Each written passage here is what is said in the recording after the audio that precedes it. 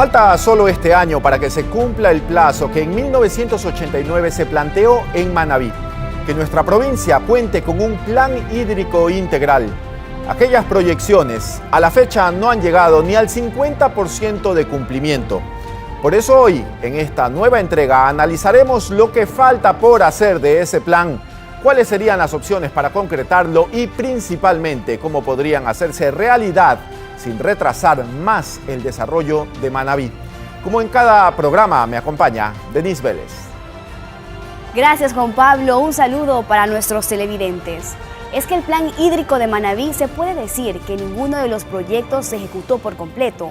Karen Ceballos nos ha preparado un informe donde detalla la historia del PIMA y las conclusiones de quienes pasaron por las instituciones a cargo de esos proyectos y que habla de por qué quedó estancado.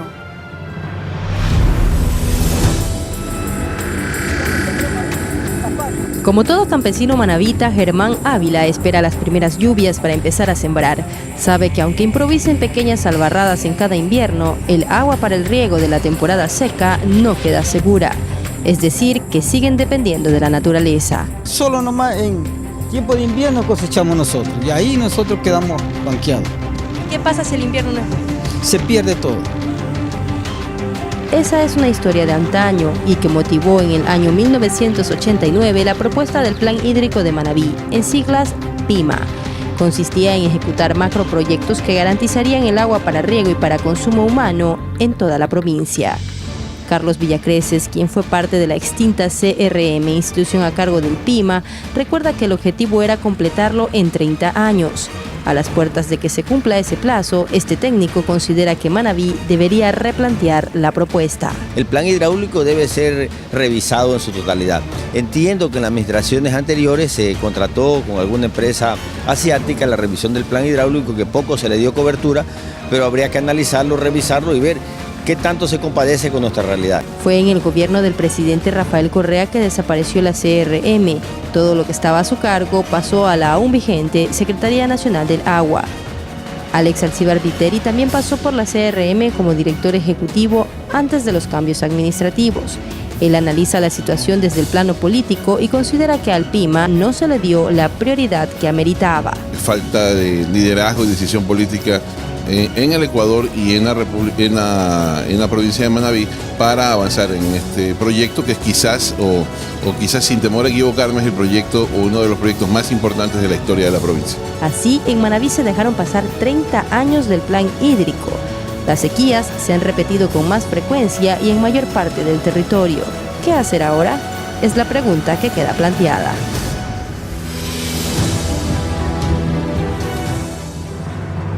En el diálogo que mantendremos sobre este tema, contamos con los siguientes invitados. Ingeniero Javier Valencia, expresidente de la Junta Directiva del Centro de Rehabilitación de Manabí, CRM, ex subsecretario general de Senagua, consultor y catedrático universitario.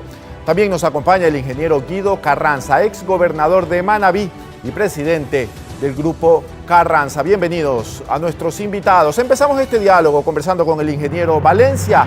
Y es que a 30 años del génesis del plan hídrico de Manabí, y al ser evidente que no cumplirá con su plazo de ejecución, ¿cuáles deben ser las prioridades en esta reconfiguración y actualización del PIMA? Ingeniero, bienvenido. Gracias por la invitación, un saludo muy cordial a toda la teleaudiencia. Sí, justamente yo creo que hay que concebir qué cosa era el PIMA. El PIMA era un plan hidráulico que básicamente trataba de potencializar los recursos hídricos de la provincia a través de la construcción de una mega infraestructura. Yo creo que esa visión fue pues aquella que tuvimos en la década de los 80, sin embargo en estos momentos tenemos que incorporar otras variables socioambientales, económicas, políticas, incluso institucionales, que configuran un escenario totalmente distinto, que nos lleva a la conclusión de que este plan hidráulico debe ser totalmente repensado, revisado y obviamente actualizado en un contexto mucho más integral, ¿no? Ahora bien, ingeniero Carranza, ¿cuánto ha afectado a la provincia de Manabí, especialmente a algunos sectores que dependen mucho del recurso hídrico, la no ejecución de este plan? Yo creo, gracias por la invitación, gusto compartir con el ingeniero Valencia. No solo es la afectación a la provincia de Manabí, esta es una afectación al Ecuador, porque el no producir, el no tener agua para producir significa emigración significa imposibilidad de alimentación para todos los ecuatorianos y desarrollo para todo el Ecuador. Yo creo que está bien que analicemos el PIMA, el Plan Hidráulico de Manabí, que hace 29 años se implementó. Pero vamos más allá a la historia. Es decir, Manabí en el 1962, después de una prolongada sequía de inviernos ausentes durante varios años y una emigración grande del pueblo de Manabí hacia otras ciudades, porque sus reses se morían y porque no había posibilidades de trabajar, hay un paro fuerte, 1962, Confederación Obrera Provincial de Manabí, y se obliga al gobierno de turno que implemente un organismo de desarrollo y se crea el CRM. CRM autónomo y con recursos. Unos años después, 1989, se crea el PIMA. Es decir, la principal razón histórica de esta provincia es frente a que no tenemos ríos naturales, sino que tenemos problemas de sequía. Ahora con más razón, frente a un calentamiento global cada vez más preocupante, si no resolvemos el problema hídrico de la provincia estamos complicados y solo hemos llegado a un 50% de ejecución. Ya seguiremos con el análisis de esta problemática histórica. Ahora vamos a repasar con Denise lo que tenía que haberse concretado en Manabí con el plan hídrico. El plan hídrico de Manabí fue concebido con 8 proyectos. De norte a sur involucraba los siguientes cantones. En Pedernales, el multipropósito Cuaque, para dar agua para potabilización y también el riego de 2.100 hectáreas. El multipropósito Jama, con la finalidad de irrigar 6.600 hectáreas. Le sigue en la zona centro de Manabí el integrado Chone Puerto Viejo. Al sur de la provincia se había planificado el multipropósito Olmedo para irrigar 1.400 hectáreas. Sancán en Jipijapa, Ayampe en Puerto López para 1.700 hectáreas y Misbaque en Paján. De los 3 últimos mencionados no hay estudios y del lado de los proyectos ejecutados solo tenemos el multipropósito Chone, del cual ya se cuenta con la represa de Río Grande, pero al que le falta una siguiente fase para el sistema de agua potable. También se cumplió con el sistema de riego Carrizal Chone desde la represa La Esperanza en el Cantón Bolívar, pero actualmente esas tuberías no pueden utilizarse desde la época del terremoto.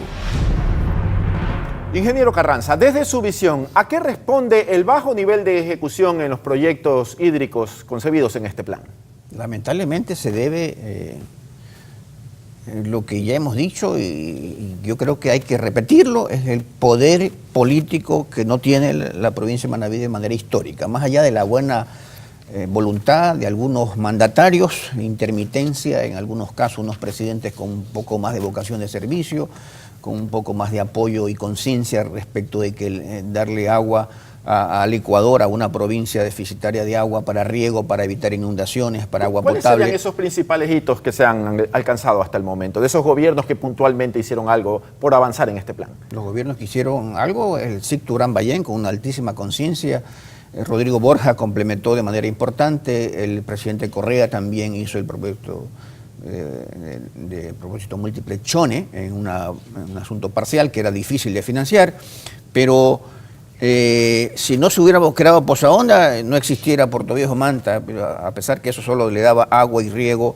a un sector de la población. Luego la presa de La Esperanza, 400 millones de metros cúbicos, se desarrolló en la presidencia del arquitecto SIC Turán Ballén, en que me honro en estar en funciones en ese gobierno, y nos tocó inaugurar esa obra. El trasvase Daule-Peripa hacia la presa de Posaonda es otra de las obras muy importantes que se ha desarrollado, absolutamente insuficiente, pero ahí está la justificación por la decisión política, por la asignación de recursos que permitió esas obras. Ingeniero Valencia, ¿coincide usted con este criterio? ¿El tema pasa por lo político y también por la asignación de recursos?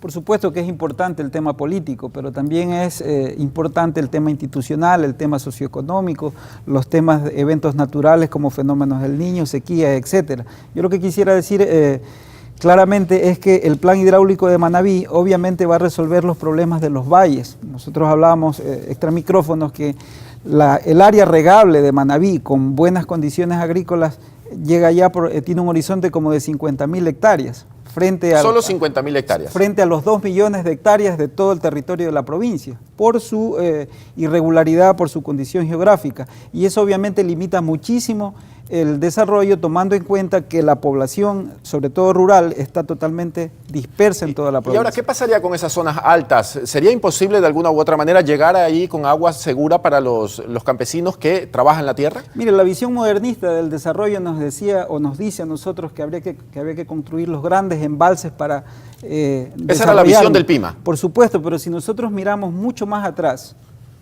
nos damos cuenta de que nuestros antepasados tenían las albarradas y tenían los microreservorios que les permitía a ellos, en las zonas más altas, tener agua suficiente para su subsistencia y para el desarrollo de sus actividades.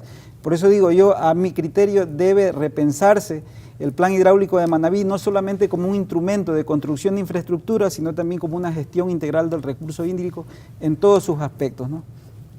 Hasta ahora hemos repasado cuál fue la proyección del plan hídrico de Manabí y su lento avance. Mucho más allá de los presupuestos, es evidente que no ha existido la suficiente representatividad política desde Manabí para exigir cumplimiento a los gobiernos de turno, pues dar agua a la provincia ha sido de los principales ofrecimientos en las campañas políticas presidenciales y seccionales. Es momento de que los manabitas se empoderen de estos temas para alcanzar las obras que por décadas se han anhelado y que enrumbarían un real desarrollo de nuestro territorio. Manabí es la provincia del país con mayor superficie para la actividad agrícola.